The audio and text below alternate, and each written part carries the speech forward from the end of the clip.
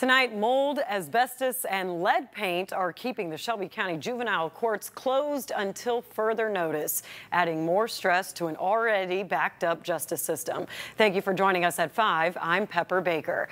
The building was deemed unsafe and closed yesterday after the health hazards were found in the building a week ago.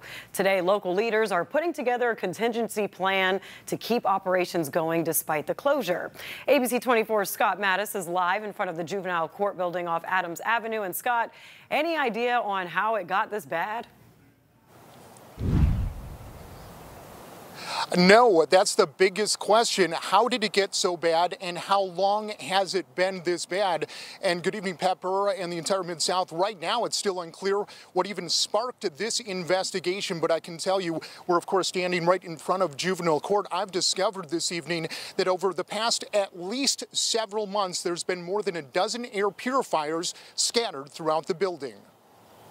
They came out and did testing, I guess it's been about 4 or 5 weeks ago. And now, Wednesday, employees at the Memphis and Shelby County Juvenile Court were seen taking their personal belongings and leaving the historic building that has now been identified to have mold, asbestos, and lead paint coating the interior walls, closing the building indefinitely.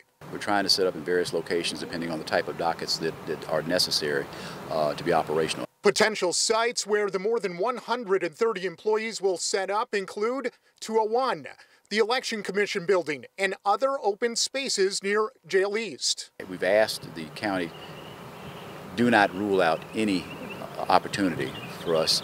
Judge Sugarman also telling ABC 24 News there was no initial indication that there was an air quality problem. However, he tells me there have been more than a dozen air purifiers set up throughout the building for at least the last several months. Shelby County Mayor Lee Harris says now that the problem has been identified and staff has vacated, more testing will be done so that city and county leaders can figure out how to permanently fix this potentially hazardous situation. We've brought in one of the environmental organizations that we work with often for these kinds of issues, and so they'll have to go through the building and give us a report. As far as delays in dockets and hearings, Sugarman says that shouldn't be much of a problem.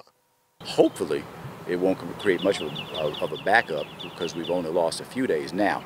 The aspiration is to be fully operational on all of our dockets by the end of next week, but hopefully sooner. Back out here live in front of Juvenile Court, just outside of downtown Memphis. Pepper, I can also tell you that those that need to come to this building this week and also next week, they are in the process of being contacted likely by their attorneys on where to go. Just don't come here.